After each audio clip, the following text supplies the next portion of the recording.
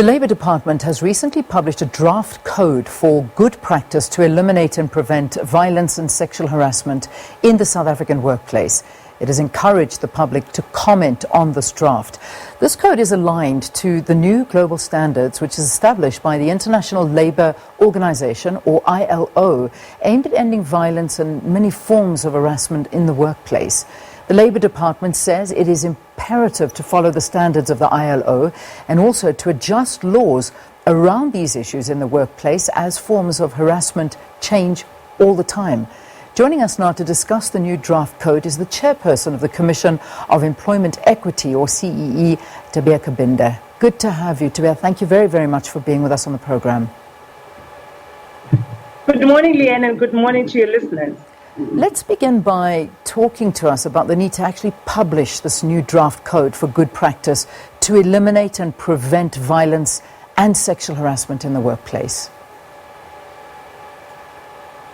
So the need is basically as a result of the fact that South Africa is one of the member states of the ILO, and last year in June, when the ILO came up with the Convention 190 and its recommendations on violence and harassment in the world of work, we then as a member state had to look at our current policies and check the extent to which these are compliant with this code. And that called for us to then amend the Code of Good Practice of Sexual Harassment. So when we look at I said it in the introduction, which I also found quite interesting, you said that the forms of harassment change all the time. It's important to revise the law accordingly. Perhaps you can elaborate a bit on that. Explain some of the ways that harassment actually changes. Sure, Leanne. There are a number of ways in which it has changed. You know, to a large extent in the past, and if you look at our 2015 code, the focus was really on sexual harassment. But what we found is that harassment has changed, and so have, you know, the ways in which people harass each other. For example, whoever thought we would have something called cyberbullying, where people use technology to bully each other in the workplace.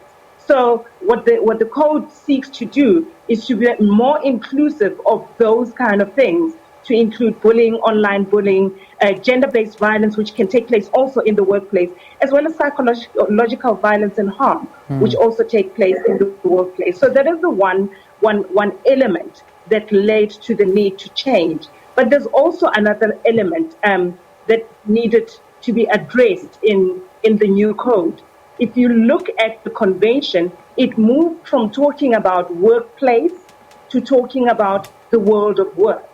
So what that means is, in the past, you would only think about the workplace as being in the office or in the environment where you work. But we know that things have changed.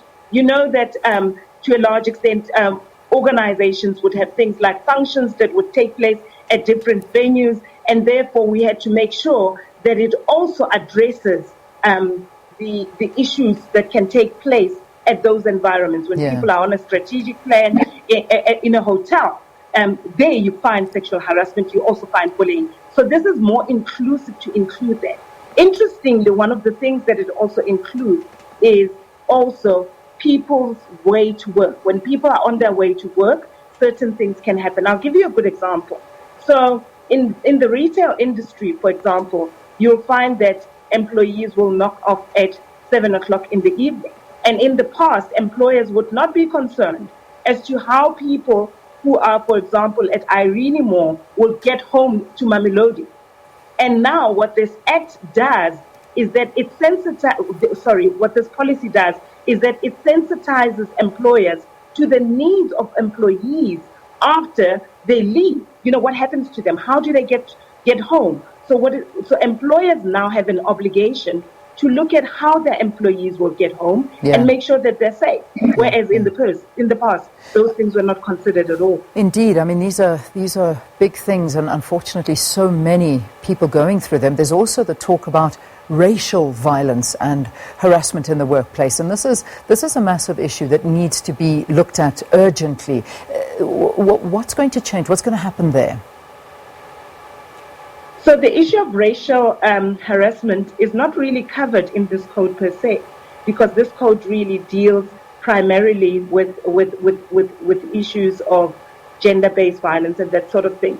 The Act itself looks at racial harassment, and you will know that at this stage we've put in front of Parliament a new bill, an amended bill that seeks to deal with all forms of discrimination, including racial harassment. Okay. So what we're doing is we're looking at ways in which we can force employers or coerce employers into be more responsive to all forms of discrimination. Yeah. We're putting in place sector targets that will ensure that in different sectors, employers are working towards reaching the targets in terms of racial demographics, to make sure that from top management right down to the bottom, designated groups are included at all occupational levels.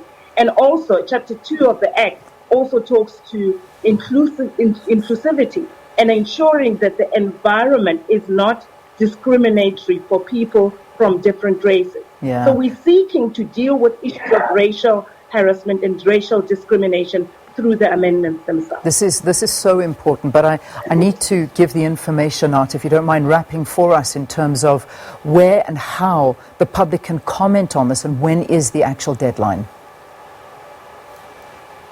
So the code came out last week, and we have 60 days to comment. Okay. If you look at the website, what we've done is that all designated employers that are reporting regularly have been sent the information. The code has been sent, as well as a form which they can fill in with their submissions. But over and above that, if you go to the Department of Employment and Labour website, you will find that information, and then you can pull out the code and pull out the form that the public needs to fill in to comment on what they would recommend, what we should put in, whatever we have not looked at, additional stuff. The public can comment and then submit within the next 30 days. That's amazing. Please give us that website. What is the website address? It's www.departmentoflabour.co.za. Okay, departmentoflabour.co.za. Sorry, it would be gov. Exactly. Okay. It would be .gov.za. Okay, got you. .org.za. Thank you. This is a vital piece of information, and we're calling on you all to please comment on this. Go and visit the website and get your voice heard on it. It's a major issue that I think South Africa, you need to comment on. Tabea Kabinde is the chairperson of the Commission of Employment Equity, talking to us about the Department of Labour's new draft code to eliminate violence of any kind and sexual harassment in the workplace. Right, it's 7:30.